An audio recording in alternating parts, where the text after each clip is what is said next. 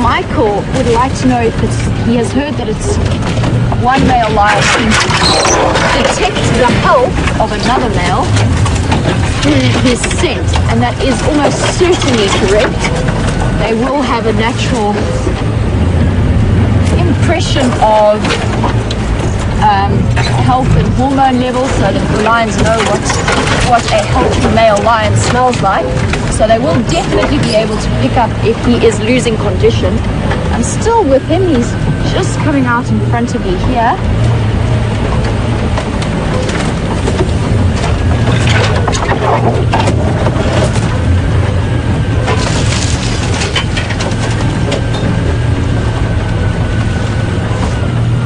And he's moving at quite a sedate pace. He's not in a rush to be anywhere.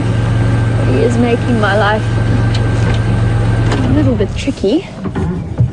So there he disappears off. I'm going to try and loop around. I might have to do a 20-point turn to try and get around obstacles that are in my path.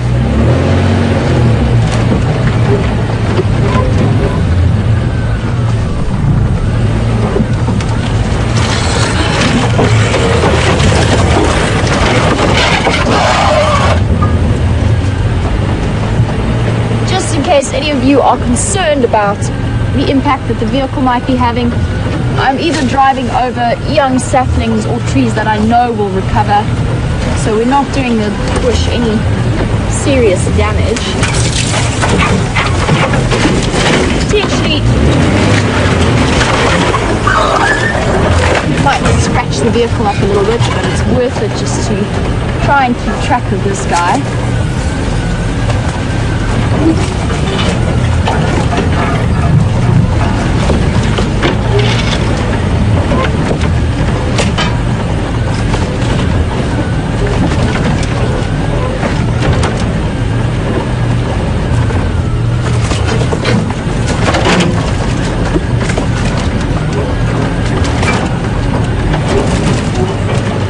As you can see, he is not in the least bit phased by our presence. He's carried on. He has not even looked back at us.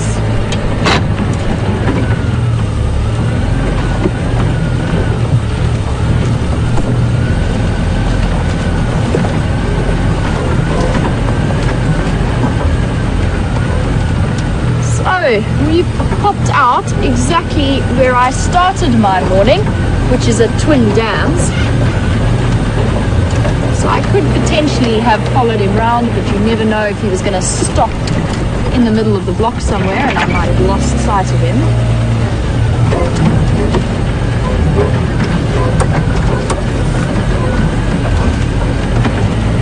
Fortunately, I definitely can't take that route, not without potentially tipping us over. So I'm just going to try and edge round. This drainage line cuts down quite deeply. I think he's going to go and have a drink.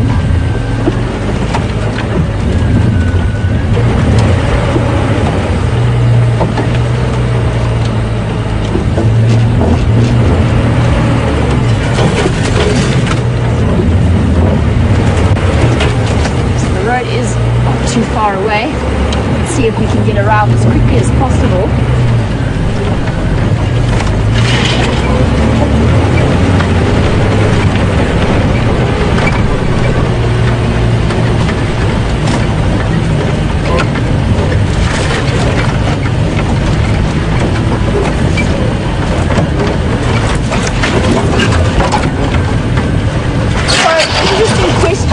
About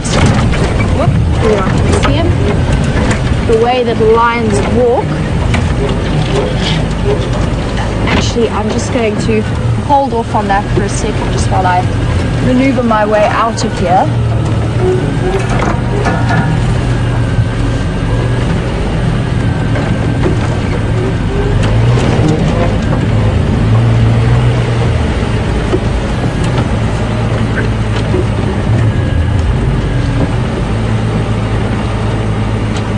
I can squeeze through.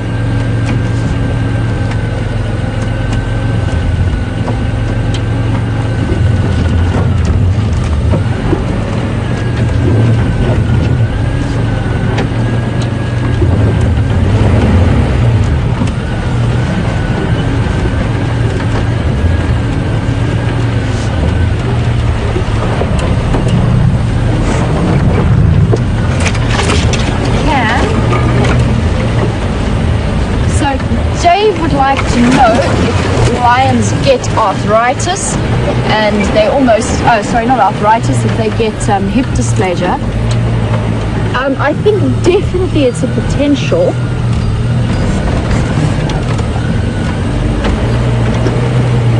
Especially in areas that are not well managed and are closed systems.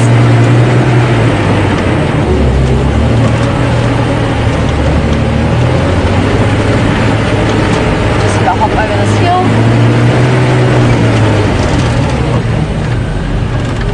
Where's he disappeared? He went up that way. Has he got up this way? Well, they take the road. There he is. Here he is. So I'm not coming to the dam, which is what I thought he was going to go do. So lions will almost definitely get hip dysplasia, especially if they are inbred. So if their genetics are not managed very well in closed systems where they can't move around for breeding opportunities. And then Maggie would like to know, it looks like he's got arthritis. He is walking at a very sedate pace. So possibly a bit of stiff joints towards, because he's quite an old lion, and it is a cold morning, so it is a possibility. Animals do get arthritis. And here we have him. What's interesting is that I think the call from his brother or his buddy, I'm not sure exactly how they related, but it didn't sound like it was coming from this direction. Well, it did, but it sounded like it was much closer to the position we were in before.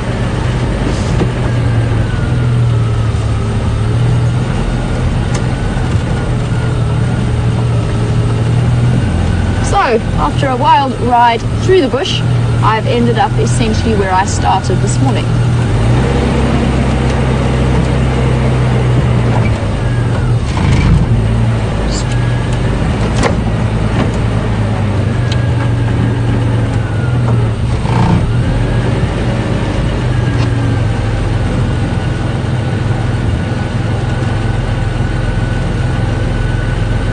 Curious to know exactly where he's on his way to, and I definitely owe him a bit of thanks because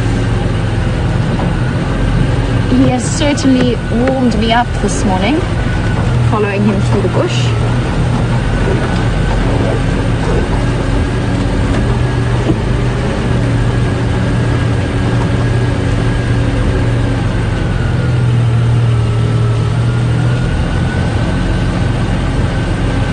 He is very rapidly approaching our southern boundary.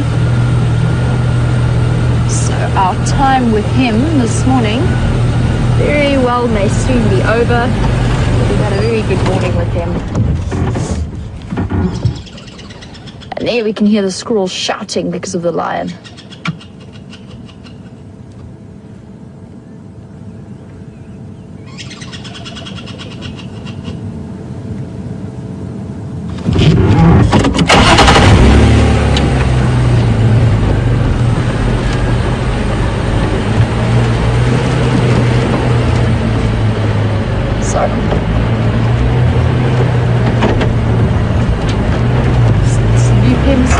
One last final shot of him before he disappears off to the south of us. And there's a couple of impala looking very alert. I'm sure they'll be shouting as well.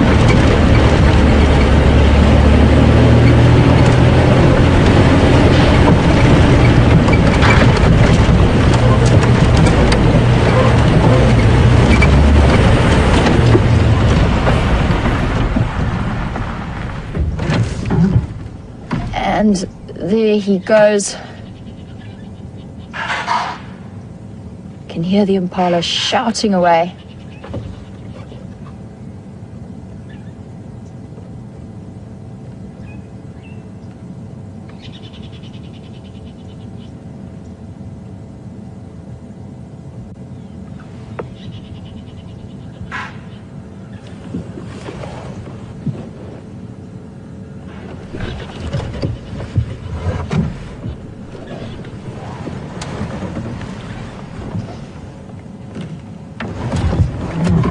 just going to shift back so you can see the impala who are shouting.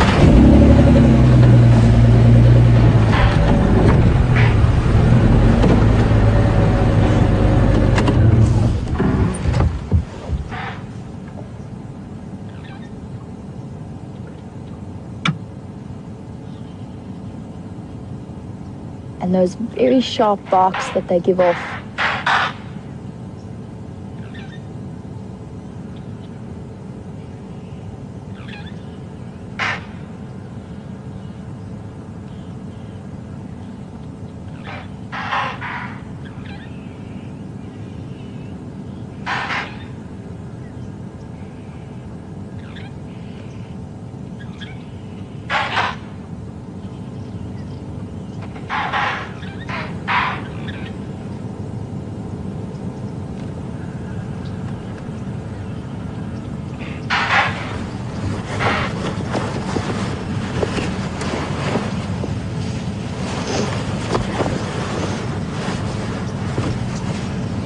Can see how on alert they are.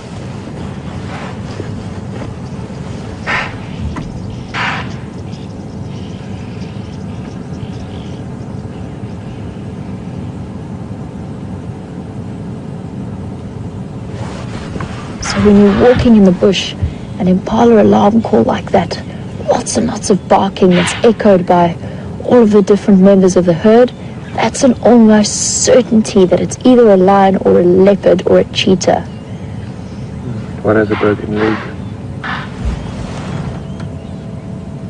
So it seems as though one of these impalas is actually quite badly injured. A badly broken leg.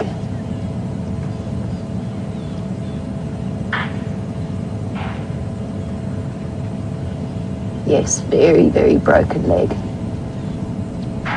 You can see she's still managing to hobble, even though her front limb is broken. But unfortunately, that's an injury that is not going to heal up on its own. You can see how badly out of place that leg is. But she will be an easy meal She will be quite an easy meal for another predator. It's broken there right at the joint. Potentially something that was hooked in a hole while she was running away or jumping, or she landed on it badly. But that is a serious disadvantage out in a world that can be pretty tough, and you need to be in peak condition to survive. So a rough time for that female ahead. Unfortunately, that is the way that nature works. She is in the area with the Styx pride and plenty of leopards, so she will be probably be providing food for one of the predators. It's also amazing to see how well she can still keep up and move, even with that very broken leg. The hairy belly has disappeared at a very deliberate walking pace across our southern boundary, so we cannot unfortunately follow him from here, but it has been an exciting morning and an interesting morning for me. I learned something new today, which is one of the things that I really love about this job, and you guys have actually taught me something, so very, very exciting. Only my second time ever seeing one of the Matimba males, so already it's been a great start to the morning. I did have a really good feeling when I woke up this morning, and it seems that it came true.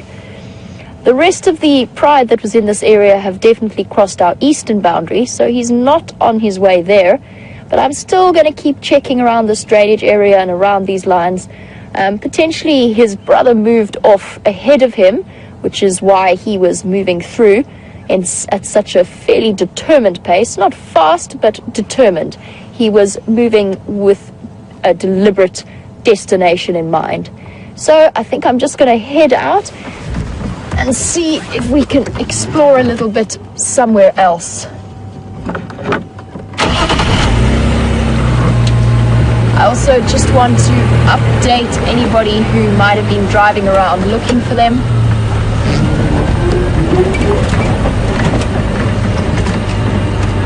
just moving out of the way of a car that wants to come past. This is one of the main access roads. Morning.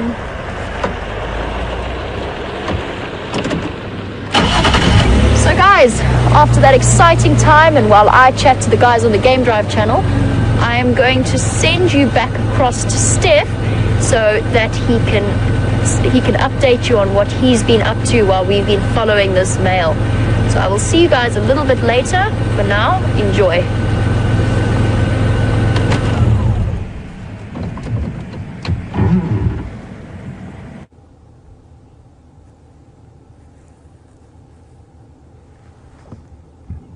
And from Impala to some Nyala that myself and VM have found, 2 really big bull Nyala. Have a look at the size of those horns. This is like one of the biggest Nyala that I've seen at my time in Djuma.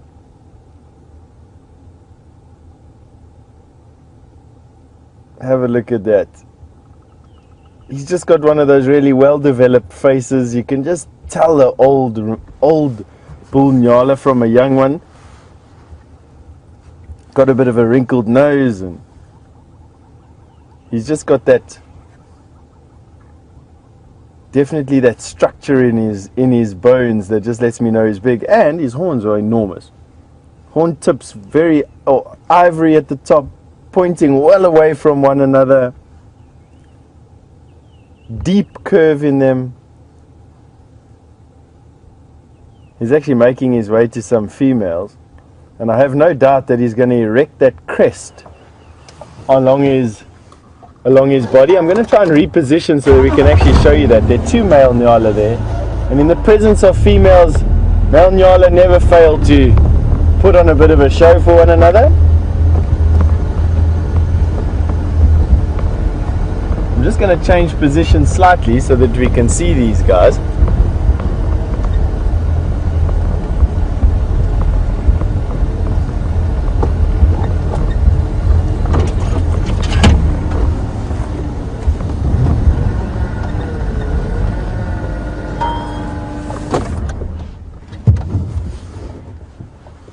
And see if the ladies come out and if they start posturing for one another, these 2 bulls.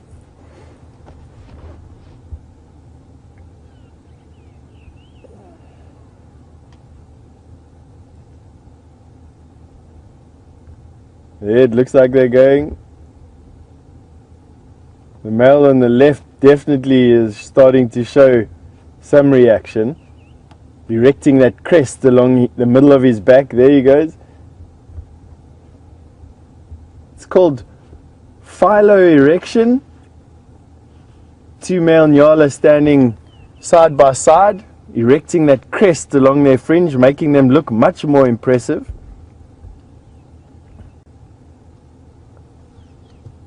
Wagging their tails.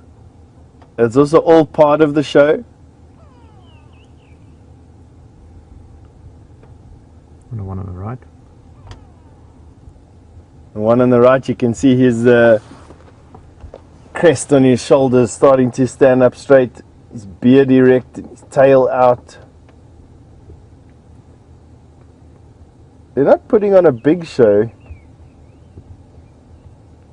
And if this fails, if you have 2 males that are of equal size, they may actually start fighting with one another. This old guy on the right, he's past fighting for females though. One on the left seems also past it, but they are in attendance with some Nyala ewes. There's a ewe at the back of the tree. You can just see her rusty colored coat, completely different to the male in Nyala. It's one of the only antelope that I know of in this part of the world, in Kruger National Park, where the dimorphism between male and female is as distinct. Most look exactly the same. There you go, you got that big male now gone all the way to that female.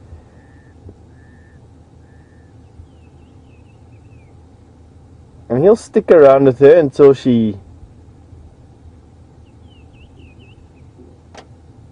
urinates, and then he'll basically test her urine by passing it onto the roof of his mouth, where he has a gland called the Jacobson's gland. and that is able to discern hormonal changes in the ewe, and he'll know whether or not it's time for her to mate or not. It's not really their season.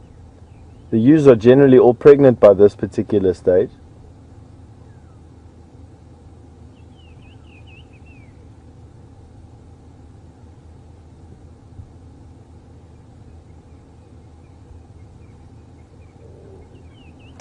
I just think they're just really one of the most pretty of the antelope species out here.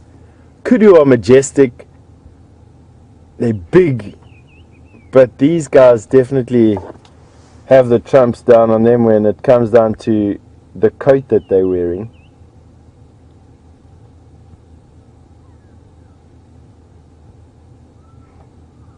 Part of the same family of antelope, the tragelaphine antelope or the spiral-horned antelope.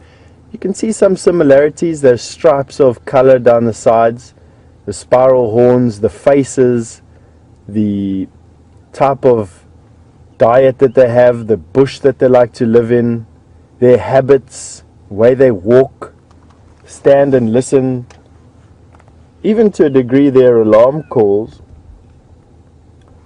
are all similar across the tragelaphus antelope.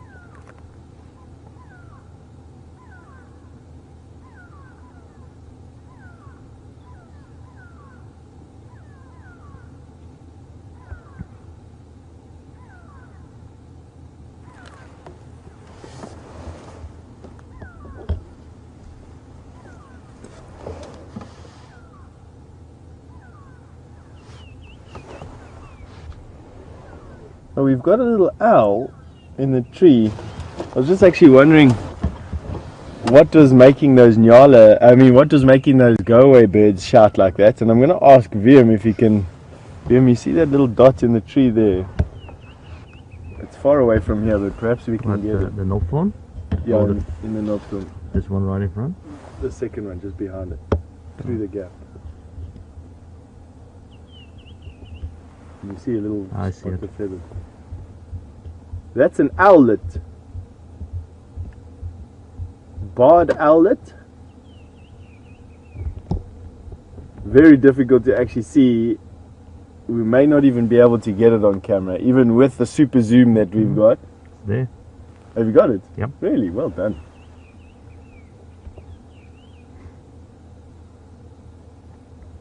A barred owlet.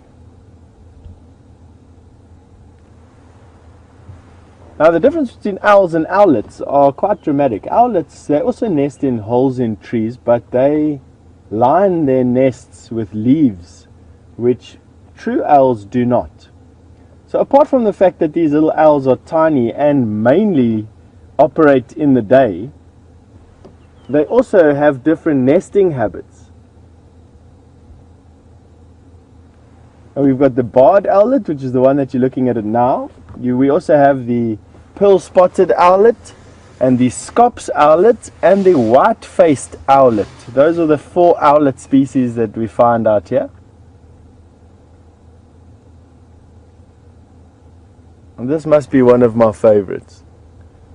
Taking quite a chance sitting on the open like that. You can see relatively camouflaged.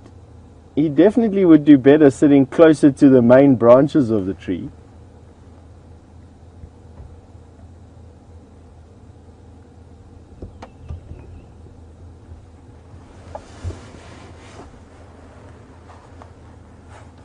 Because as soon as he flies away from there, he's going to get mobbed. I see at least 3 drongos in the area, and if they see him, they're just going to be on top of him. They eat almost anything they can find. I'm actually going to see if I can find you a picture so that I can show you one a bit closer. So bear with me while we are, while I'm looking through my book, if it's okay.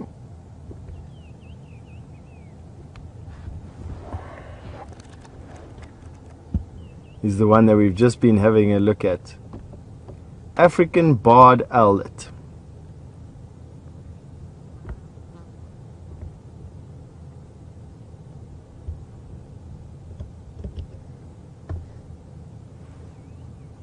And connected with it, these are all the other owlets that we have here.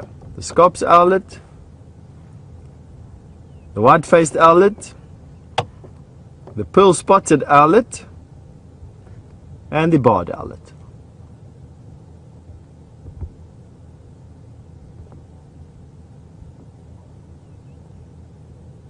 Beautiful. All right. I think it's time that that we carry on with our search for something interesting, and we're going to carry on down the road. I actually want to go and have a look where we saw those vultures from early this morning when we were watching the sunrise, and see if now that they're a bit warmer they haven't started to descend, which will give us a better indication of where to start looking for something.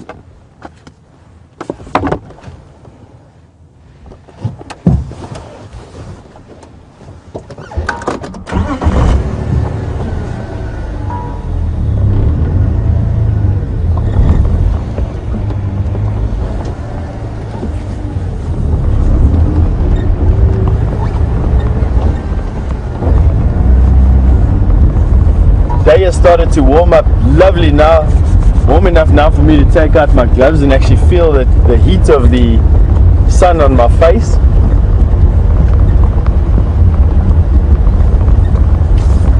VM and I have been enjoying his birthday so far this morning. I've been watching a bunch of smaller stuff. I haven't found much big stuff today. I think the biggest thing we've seen the whole day was that nyala that we've just shown you.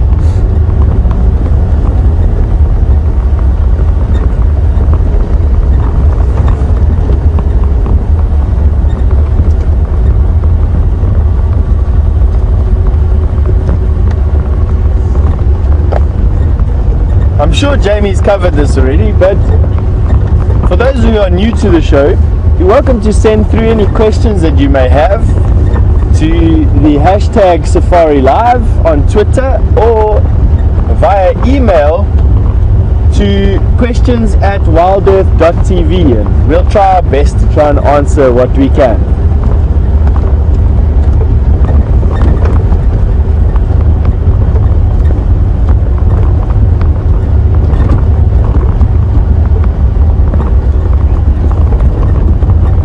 Talking about questions, Bree has just asked me on Twitter, hello Bree, what are my favorite questions? What do I enjoy being asked about?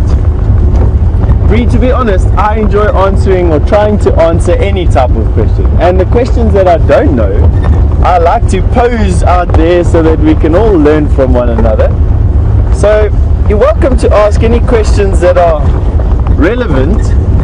Obviously my bank account codes and things like that I'm not going to be talking about, but anything else. Here we have some vultures in a tree here. This is quite interesting. This isn't close to where we saw, what?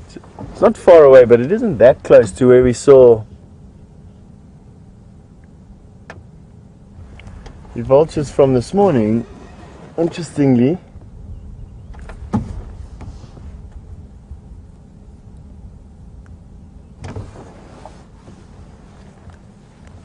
let's see anything else. Look, it is early in the morning and the thermals haven't really started to kick in just yet. It's quite possible that these birds are just resting, but let's go around, get a little bit closer. It's quite difficult to see what bird that actually is. It looks like a tawny eagle, but from this angle with the sun at the angle that it is, it's not the easiest thing. Let's see if we can get a bit closer. Have a look for some tracks. Potentially something's been here on the floor.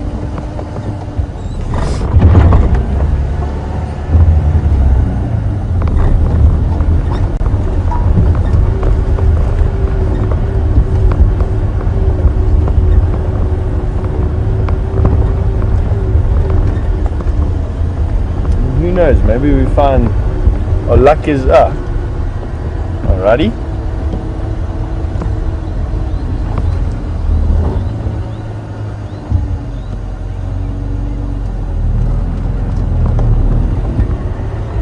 That's a tawny eagle. Stop here. Get him. Now there's These are the ones. Yeah, let's see if we can get it through here. I think there'll be a gap here.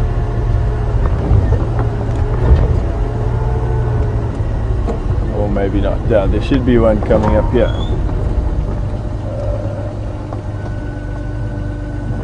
Good, bad? Yeah, good.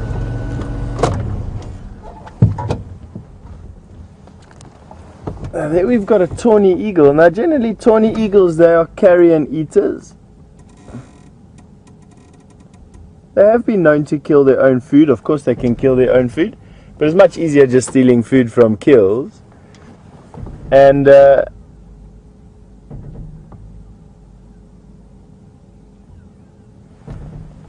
don't see any other birds of prey. Generally tawny eagles and bateliers and vultures in association with one another would indicate the presence of a kill.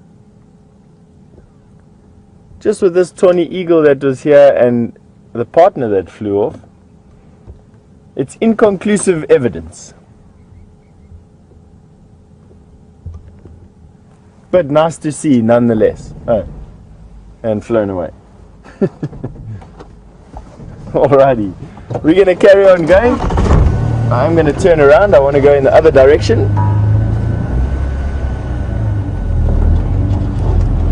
Spotted hyena tracks on the road.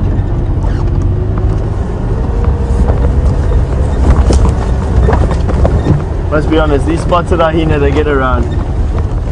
We've seen spotted hyena tracks on almost every single road that we've been driving on today.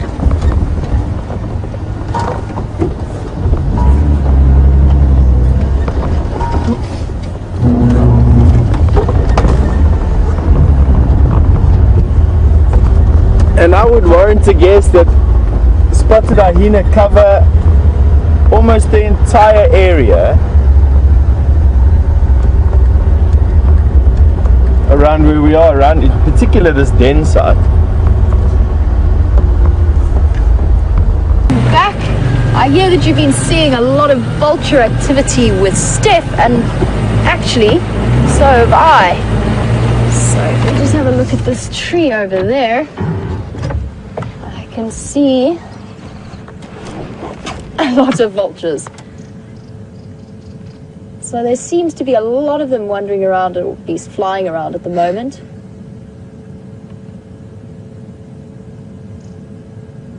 At least 16 by a quick count, and 2 more flying around in this area.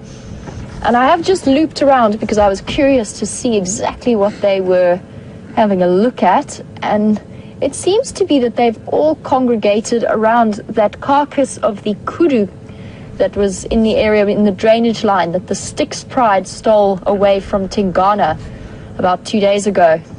And I think what's happened here is one vulture has attracted the next vulture, and the larger the group has got, the more the other vultures think that there's something exciting, like a big kill, and they've come to investigate what's going on and discovered that there's not much meat in there. I did see a couple of hooded vultures flying out, which is just across this drainage line from the kill. But I think for these white-backed vultures, who are all perched on this tree, they're struggling to actually get in to the site of the kill. It's right tucked in a thick drainage line. And I think they don't want to risk going in and then struggling to take off again. So they've all gathered and then discovered that there's not much exciting happening in this area. And so they're just sitting on the tree, the dead tree, waiting for the air currents to start warming up. It has been very cool this morning, so they wouldn't have been able to utilize the thermals as they would normally do. So I think that's why we're seeing so much vulture activity between the buffalo kill from a couple of days ago and the kudu carcass. They are just hanging out in the area waiting to see what happens.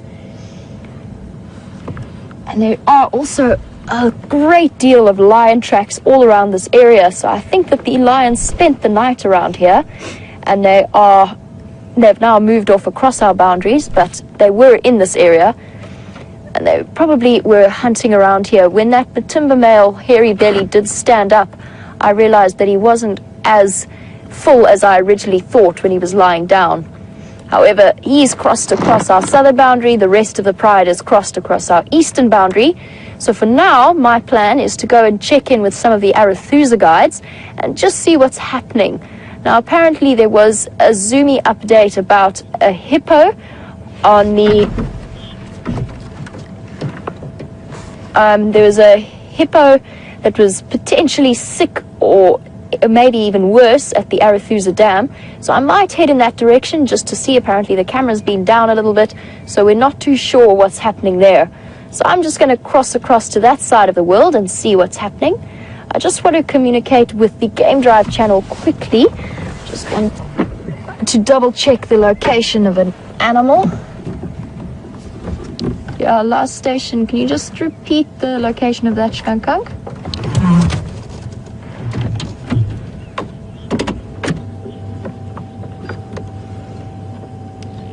Oh, okay, copy. Which direction is the mobile in?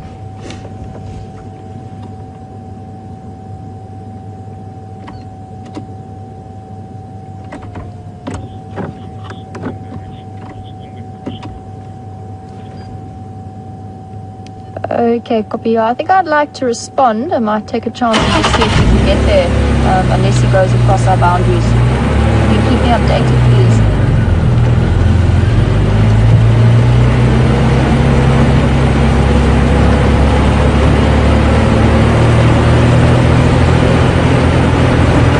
Yeah, I'll take my chances, just see if I can get there in time.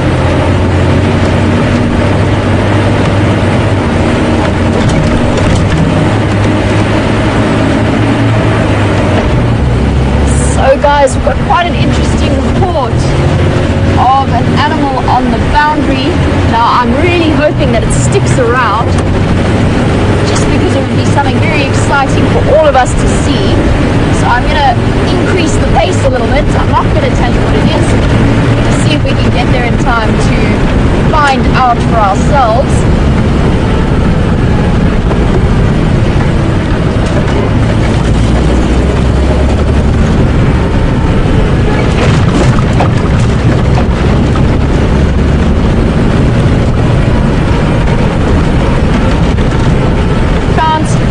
Never know. Just gonna shift out of the way of another Game Drive vehicle. Morning, morning. How are you? How are you? Good, thank you. How's it? Jamie. Nice to meet you. Where are you going, Jamie? I'm gonna go follow up on that skunkunk. It's on the corner of Buffels Hook and Cheetah cut line. Just right on the cut line there. The Cheetah? I'm not sure. I don't know who's got the sighting. By the Buffels Hook side? Yeah, by the Buffels Hook side. I'm almost there just now. But Further more in. it's gone. No, I'm almost there. Oh, Probably further more in. okay. Well, we see. Okay. Maybe we try. Call me. I will do. I'll turn around. Okay, shop, shop. Cheers.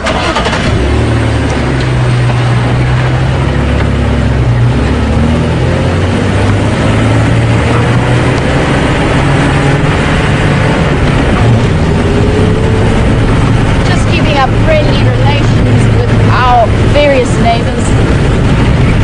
I've promised to keep them updated if we do find this animal. But hold on, might be a bit of a bumpy ride.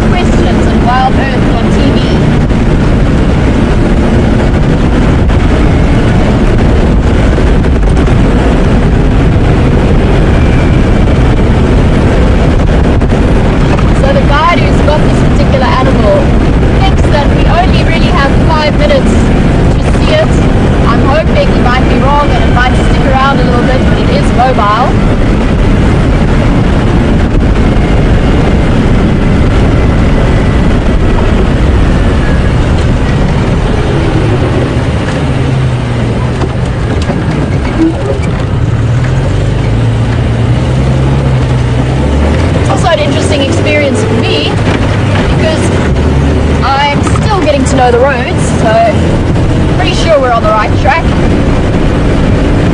No time to check though.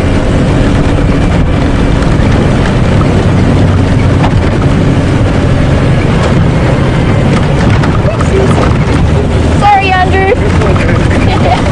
Andrew's loving life in the back.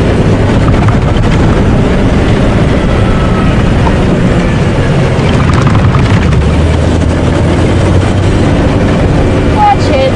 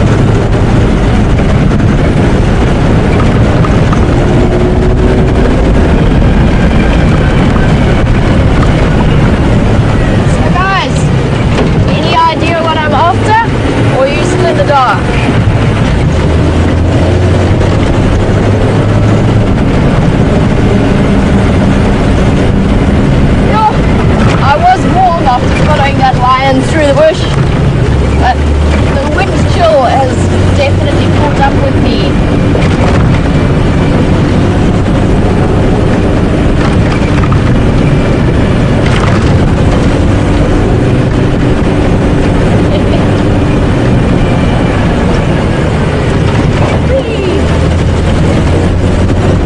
So I've got a comment from John Boy that I'm putting Brent to shame in terms of his safari experiences. That's good. It's about time we got to drive a little bit faster, and I am very excited. And I'm sure if Brent was here, he would agree. Or potentially just argue.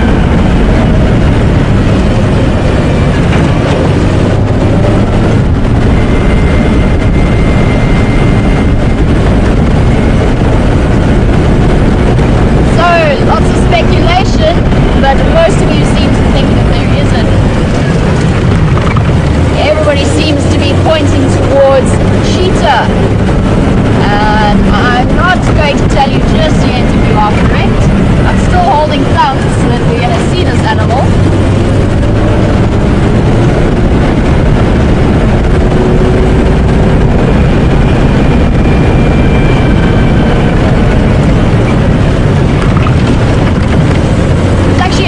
That our timber bale took us so far away from where we were before, because we were very close to where I need to be.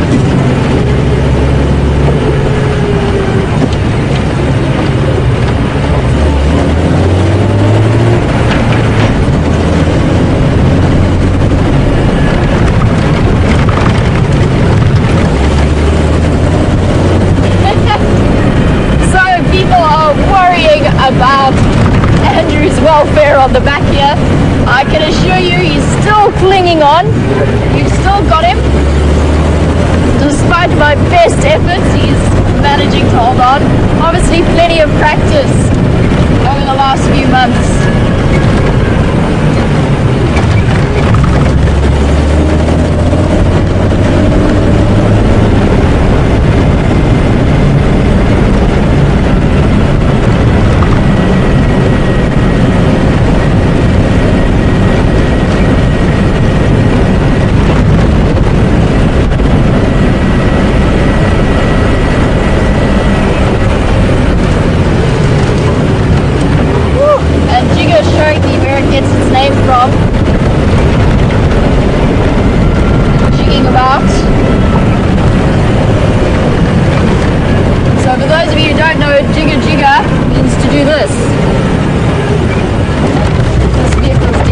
Showing us how it's done.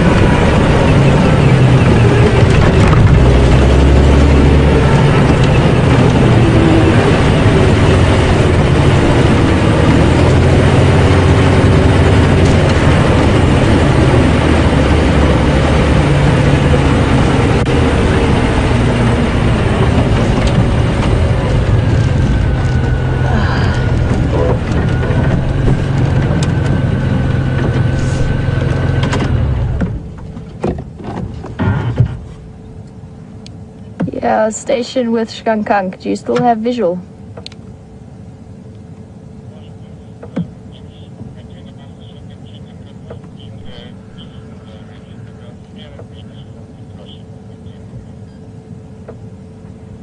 Copying, come on.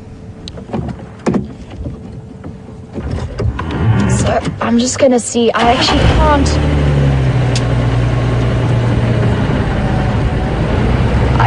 stray beyond the border.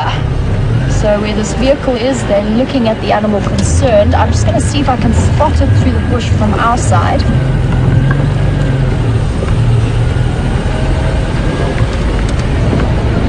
And I think just yet. I see it. You see it? It's on the termite mound. Go a bit back.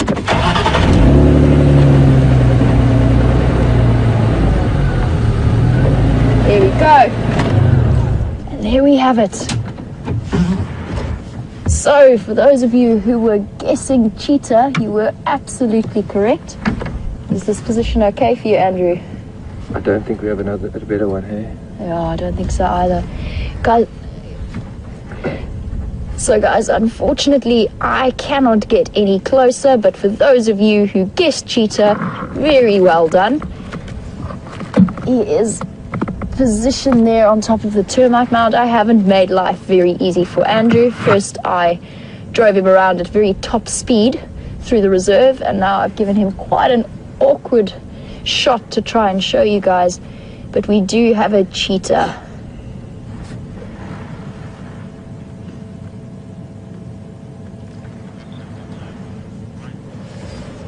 So definitely a very exciting morning. I did have a good feeling about this morning, and it is proving to be well-founded.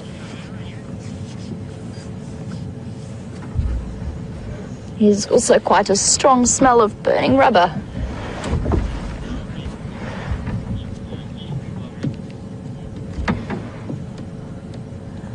I'm just going to say thank you to this person one more time because he has given us a great shot. Not the clearest view, but still pretty exciting for all of us.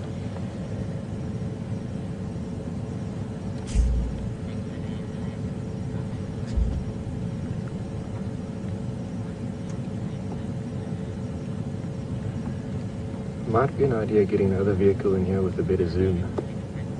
Potentially.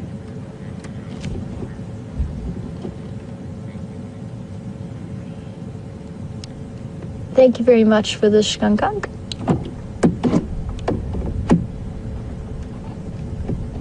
So guys, what we are just discussing is, depending on Steph's position, he does have a new camera on the back with a slightly better zoom, and for now it doesn't look like this cheetah is going anywhere.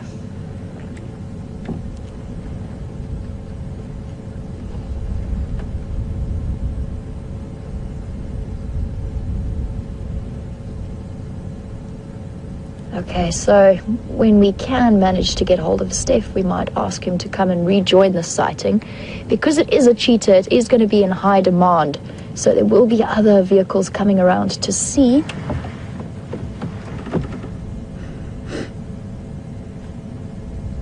And there you can see the beautiful track lines along the side of its nose, and those are to reduce glare when it's hunting, because it is a daytime hunter.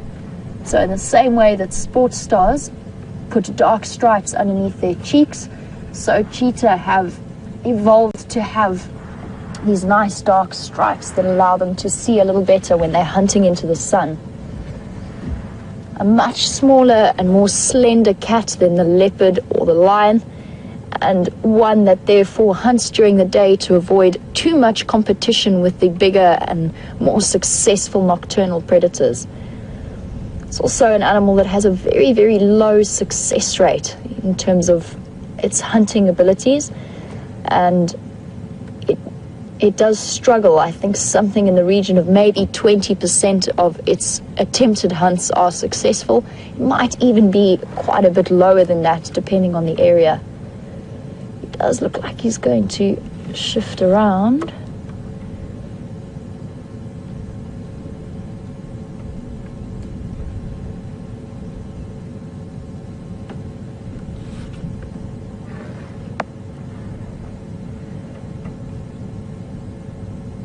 got his head up, listening to something that he's either heard or smelt in the bush.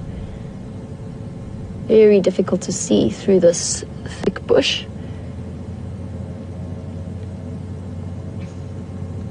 And I can definitely hear another vehicle approaching, which is absolutely fine at the moment. There's only 2 of us here. But if there is an additional person coming, then we will pull out and let other people have a turn. Especially since our visual isn't all that clear, but still very exciting. And for those of you who are regular viewers, this is very close to where Brent saw the leopard chase 2 cheetah away.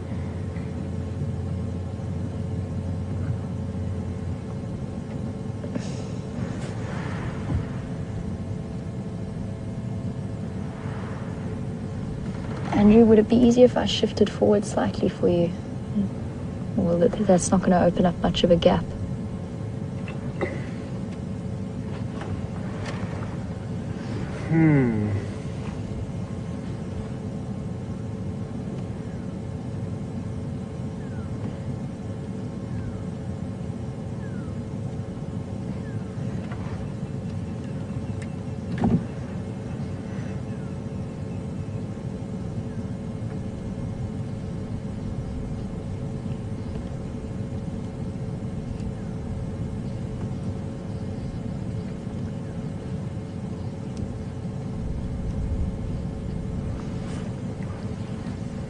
So you guys can see how well the camouflage is working for this individual. He is on the move. And unfortunately, he's not on the move in a way that's very favorable to us. We're going to try and use the junction. Maybe we can see him come out into the road. Andrew's got a very tricky job here.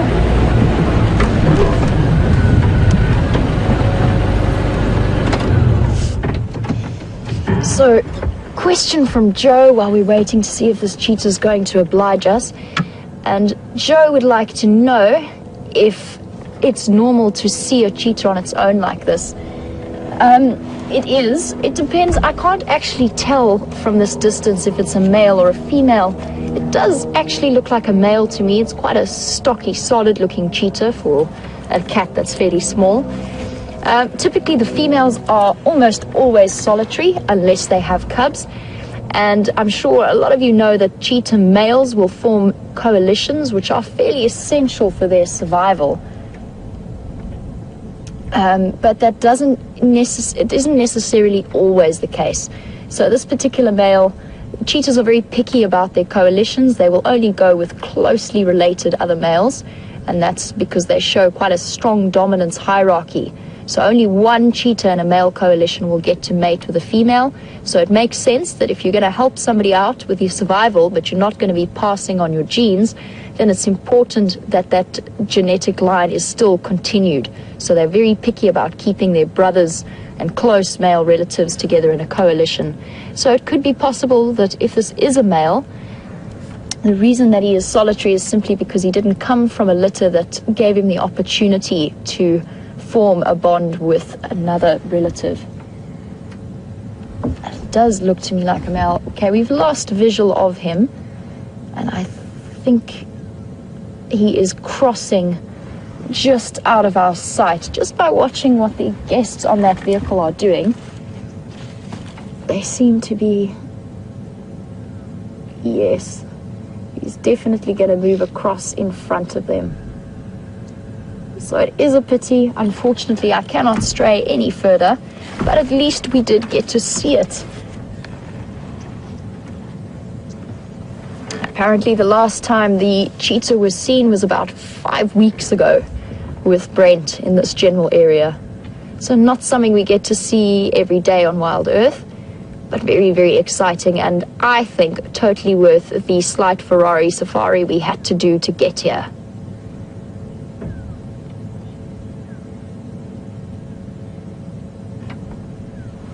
Still waiting to see, hoping that he's going to pop out on the road there, because we've got a nice, still, steady shot, so we might get a nice visual of him as he comes across.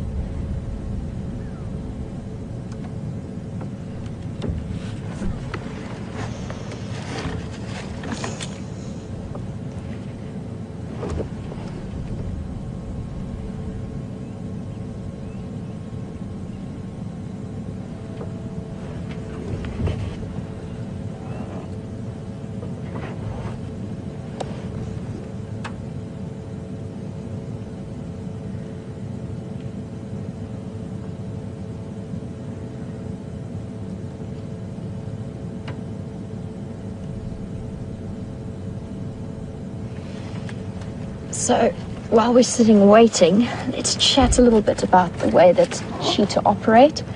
They have enormous home ranges, particularly the females, almost to the point that in certain areas you couldn't even really call it a home range. They are so nomadic.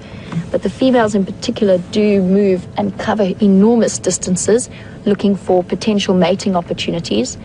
And as most of you I'm sure know, cheetah numbers are very low. They are endangered. So finding a good mating opportunity might require a little bit more work and a little bit more walking. The males have slightly smaller protected territories. So basically what they do is they try and establish a place that they can defend, and they will regularly mark along the boundaries of that area. And basically what they're trying to do is find a territory that is really ideal for cheetah so that it attracts females to come into their territory. And they are, as I mentioned, very endangered, and they do struggle in areas where there are where there's a high population of lions.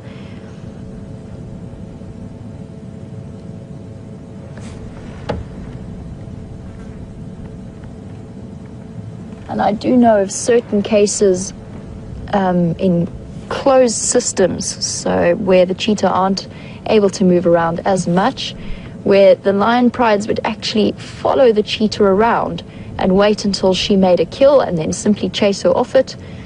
And she would naturally have to run because they would kill her if they could. And she struggled for a very long time to actually get away from this lion pride and make a kill that she could keep. And cheetah are not, they are particularly fussy about what they eat.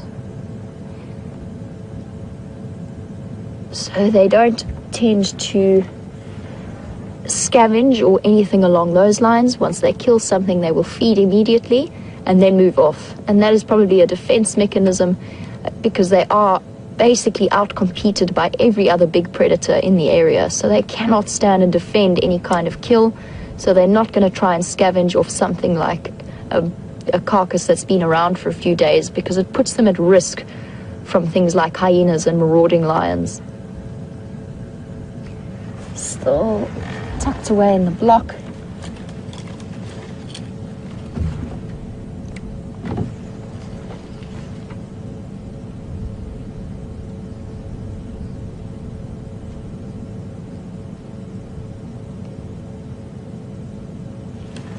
So guys, what I'm going to do now is, while we're waiting, we're just going to have a quick cameo link to Steph, who's got some zebra.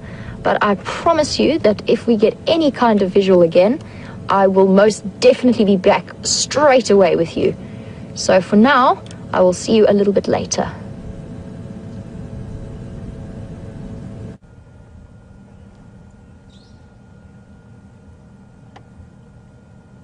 Oh, what an incredible morning. Male lion and then cheetah. I mean, wow.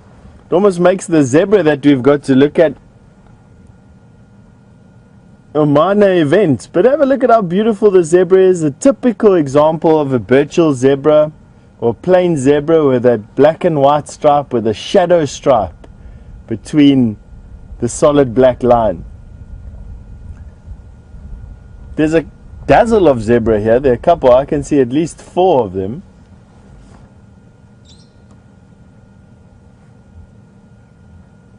In very good condition, I must be honest with you. Cropping some grass. For me, the favorite part of a zebra is that chevron pattern on their forehead.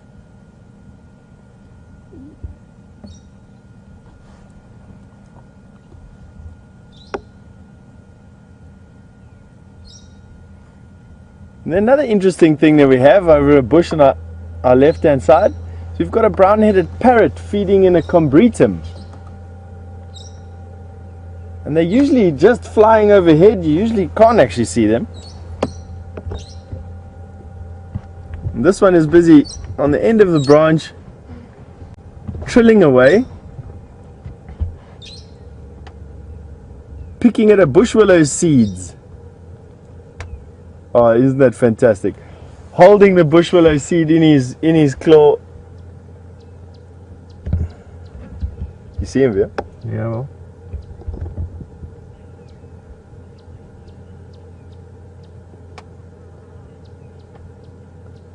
There you go, you can see he picks it up with his beak, holds it in his claw, and then eats it. But seeing a brown-headed parrot, here comes another one. Let's see if it lands. This one might fly away now. It didn't land. No, still busy eating. There we go. Plucks another seed, holds it in his claw, and uses that heavily curved beak to extract that seed from inside its casing.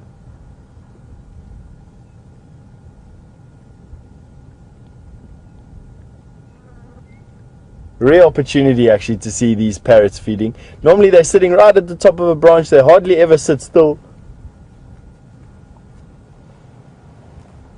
It's the only parrot we find in this area. As we get a little bit further north, you start seeing Mayer's parrot. And a little bit further south, we start seeing the Cape parrot. But in this particular area, we only find the brown-headed parrot. And they get a lot more diverse as you get closer to the equator, where you start finding lovebirds as well. Ah, see, the parrot's partner has just joined him in the tree. On the other side, unfortunately, I can't see him. I just saw him flap in. Maybe we're lucky and he comes and joins this one on this side. But have a look at that beautiful green color. That brownie colored head. Yellow under the wings, actually, and there is some blue on the parrot as well, in actual fact. Tell you what, why don't we try and get a little bit closer? Ooh, have a look at that. Oh. What a sighting, actually. They live in pairs. The pairs mate for life. They will occur in flocks together, but the pairs are always bonded for life. See if we can get a little bit closer here. Taking advantage of the fact that they're busy eating and not really looking at us.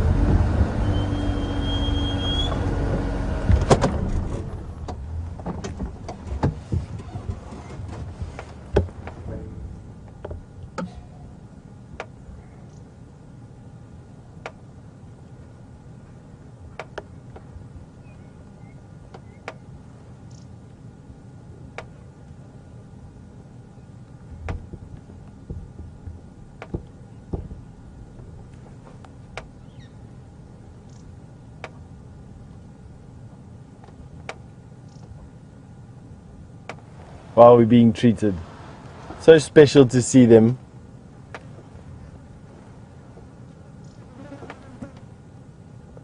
They nest in holes in trees.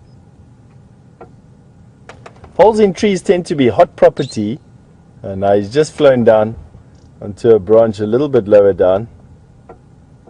See if we can get a bit closer, even still closer.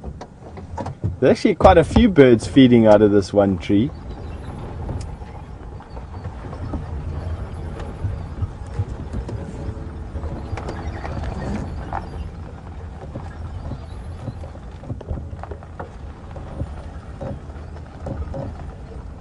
Taking it nice and easy.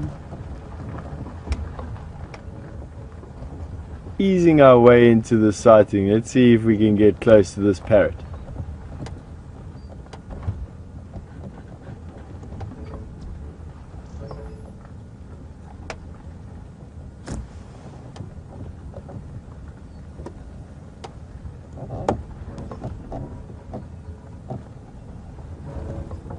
There we have a southern black tit. I can see quite a few birds. I got a Cape penduline tit, southern black tit, parrots. Yeah, I think this is close enough for the parrots. Let's see if they come back to these branches. There he comes scuttling through the branches. Hello there. This is, in my 16 years of guiding, the closest I've ever been to a brown-headed parrot. So a first time safari experience for me, and I'm so happy to be sharing it with you. He's just obstructed. Okay, let's see if he'll come out to this side of the branch. He is obstructed at the moment, as VM quite rightly put. Let's see if he allows us to pass without flying away. Oh, there we go. Okay, calm down, don't worry, we're not yet. There he goes. They're still hungry.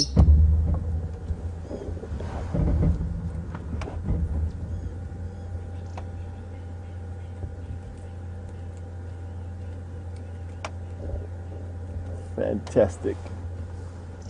You're not going to get much better than that, folks.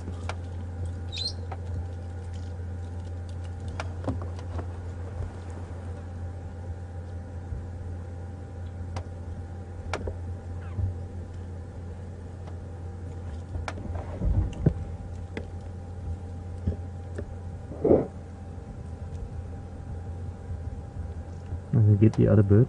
That's a brew. B-R-U-B-R-U. For those of you who are following Scott's bird lists, you may or may not have this on your list. Has quite a distinctive call, but a very difficult bird to actually see.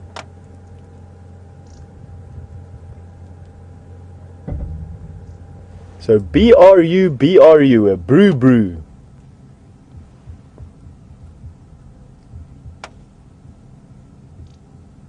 Hey, he flies over.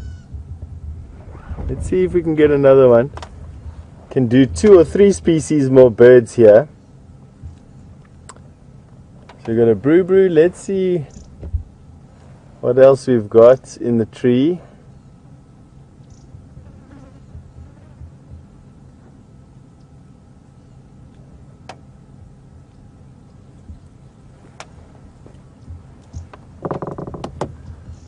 Something easy.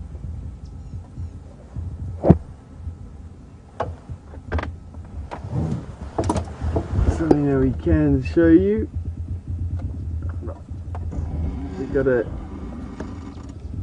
What we can do is do a weaver. Can you see through the branches over there? It's going to be quite tough.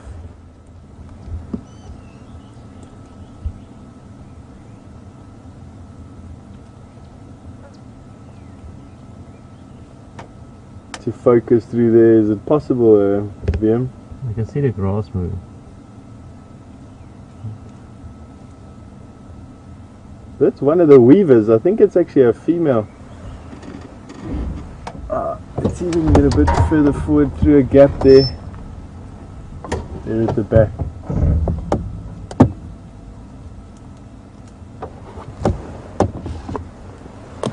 It's also quite a rare one of the weavers to see.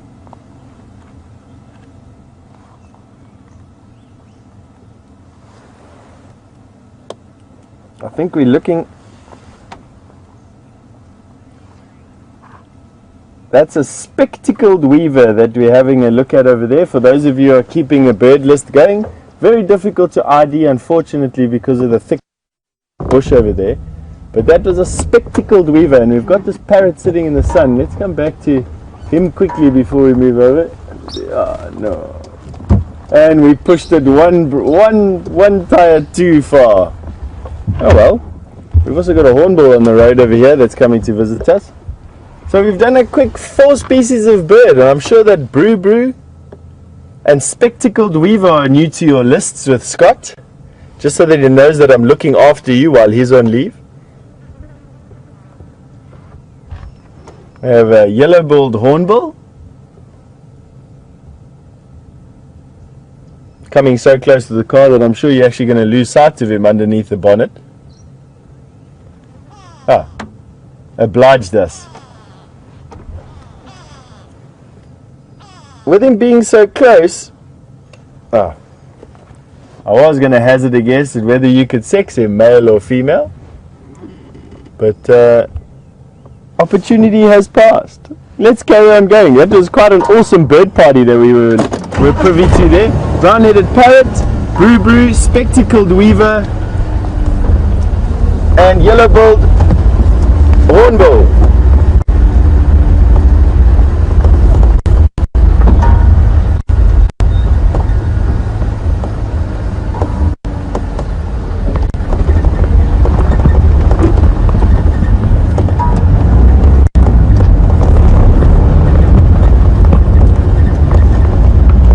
Been a pretty cold morning, and I don't think that the I think what I am going to do,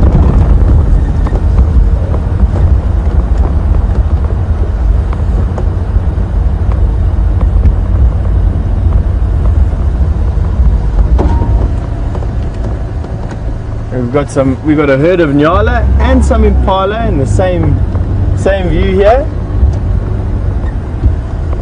It's quite a happening little place at the moment. We've had zebra, birds, Nyala and Impala, all literally in the same, within sight of one another in actual fact.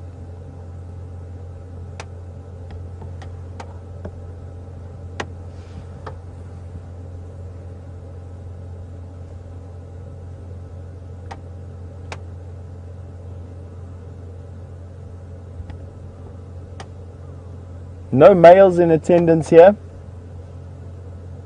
all just ladies, including all the Impala that I'm looking at the moment as well.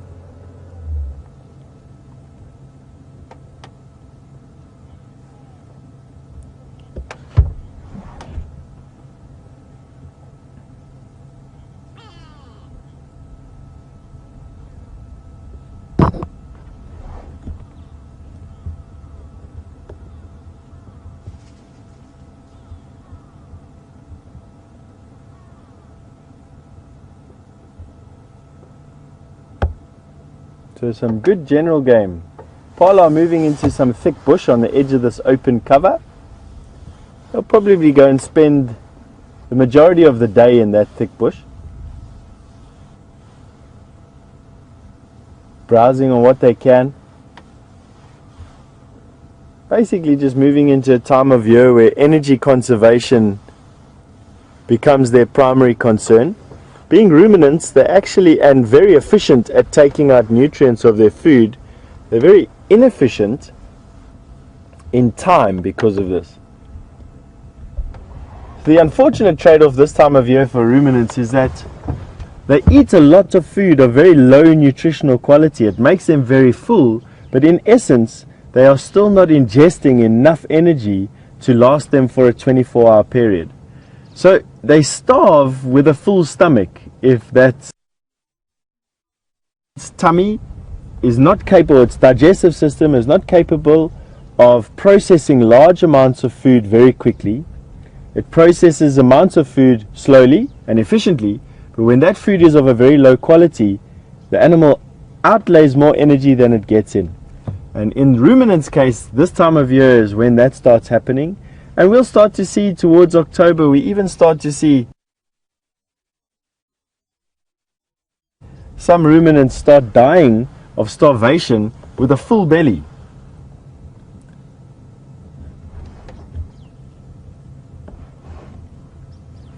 So the yellow-billed hornbill land on the grass here. Moving over to that dung pile to go and inspect it for any insects or seeds.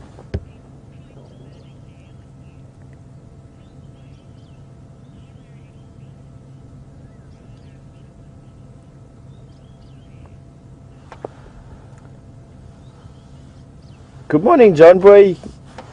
Welcome to the show. You've just asked if there's any martial eagles around. And yes, there are martial eagles around. They are very high up the food chain, which means that there are not a lot of martial eagles around. But they are here. You find, generally speaking, one pair per 50 square kilometers. So one pair of martial eagle per 50 square kilometers is the distribution of martial eagle here. You do see them from time to time, probably, unless you've got a nest on your property, once to twice a month we see them. Have a look at this. Oh, sorry, coming back to me. So we're actually going to carry on driving, see what we can find around the corner. There was some vulture activity here earlier on this morning. Couldn't see what was there. There were no tracks on the floor. And we're going to see if perhaps now the situation has changed a little bit.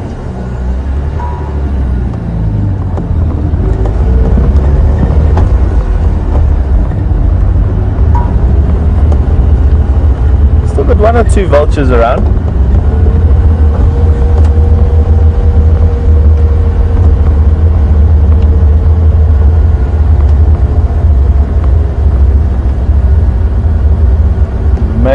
Impala crossing the track in front of us.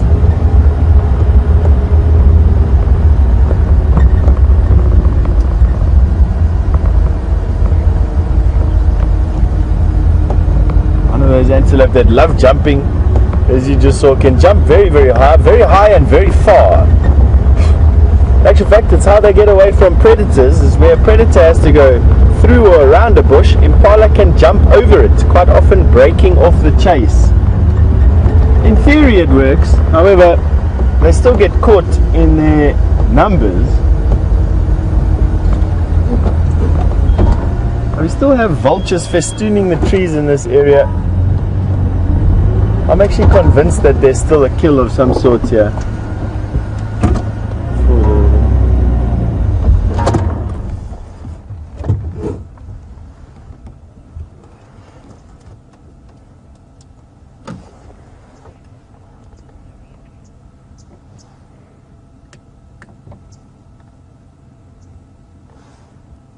So these vultures haven't moved from yesterday to today, and although I have walked through this block, I haven't heard any other sign of what may or may not be here.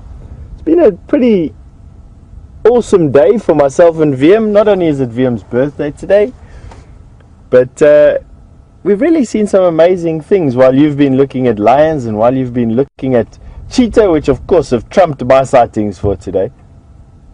And we're so glad to bring them to you. But right now, we're going to stick around. I'm going to stick around over here and see if I can pick up any more signs of what's coming across. We've got vultures on the trees here all around. I've walked around here. It's very, very thick bush inside there. And that is an unfortunate byproduct of being close to the drainage line and makes it quite tough without anything to actually see. Vultures need to come down onto the floor for us to pinpoint exactly where a kill is, or sit in a tree above it.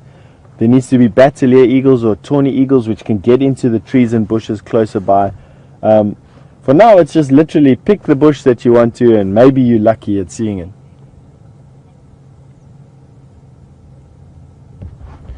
But while we do this, Jamie is standing by to also say goodbye, and hopefully standing there waiting for that cheetah to come back.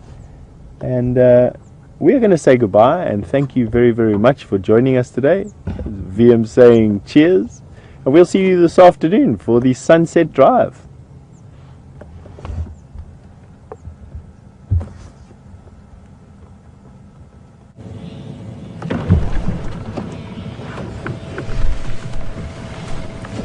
Welcome back, guys. I'm afraid to say that cheetah is still very much tucked away in that block. I can see the other vehicles in there, but unfortunately for us, I cannot quite get a visual, and we are not allowed to stray any further beyond that boundary. However, I will say that it is still an incredible privilege for us to be able to see that animal, even with the brief visual we had, and I still think it was worth that crazy rush through the bush. Okay, cheetah are very endangered, so even a brief little visual through the bushes is worth it. So I woke up with a really good feeling this morning, and it's proved to be true because it has been really exciting. We had the Matimba male hairy belly, and we followed him crashing through the bushes. Although a cheetah proving to be still a little bit elusive, but at least we had a really nice visual of him sitting on the termite mound. So I will be leaving him to the rest of the vehicle. They can go, some of the vehicles can cross through there, and they've had a nice time. There are a lot of children on the back looking very excited to see their very first cheetah. So from Steph and myself, I'd like to say a big thank you for everyone joining us, and a big thank you to Andrew for clinging on to the back. And I will now conclude the sunrise safari, and I will see you a little bit later for the sunset safari. Have a good day, everyone.